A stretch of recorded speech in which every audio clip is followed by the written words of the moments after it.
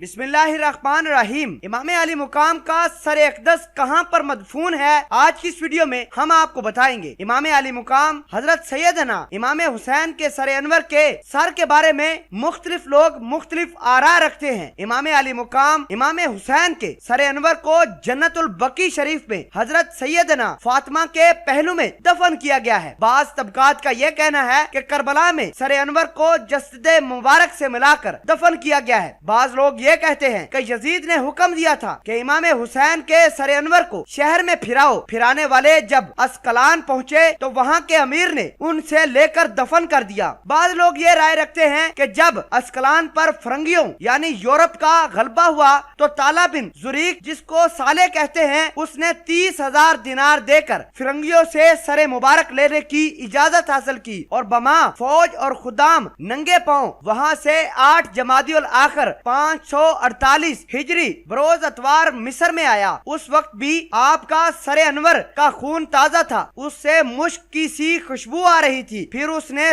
سبز حریر یعنی ہرے رنگ کے ریشم کی تھیلی میں آبنوسی کرسی پر رکھ کر آپ کے سر کے ہم وزن مشک اور انبر اور خوشبو اس کے نیچے اور ارد گرد رکھوا کر اس پر مشہد حسینی بنوایا، جو قاہرہ مصر میں خان خلیلی کے قریب سے مشہور ہے۔ البتہ سر مبارک اسکلان یا قاہرہ مصر میں دفن کے بارے میں علامہ قرطبی وغیرہ نے انکار کیا ہے۔ شاعر نے کیا خوب لکھا ہے، کس چکی کی ہے حکومت، ہائے کیا اندھیرا ہے، دن دہاڑے لٹ رہا ہے کارواں اہل بیت۔ اسی طرح ایک نصرانی راہب نے گرجا گھر سے سر انور دیکھا تو لوگوں سے پوچھا یہ کس کا سر ہے؟ یزیدیوں نے بتایا کہ امام علی مقام کا سر ہے۔ راہب نے کہا کہ یزیدیوں تم لوگ بہت برے ہو، خدا کا قہر تم پر نازل ہو۔ اس کے بعد وہ راہب اپنے گھر جا کر 10,000 اشرفیاں لاتا ہے اور یزیدیوں کو یہ کہتا ہے کہ یہ 10,000 اشرفیاں تم لے لو اور ایک رات کے لیے یہ سر اقدس مجھے دے دو۔ لالچی یزیدیوں نے 10,000 اشرفیاں اپنے پاس رکھی اور امام علی مقام کا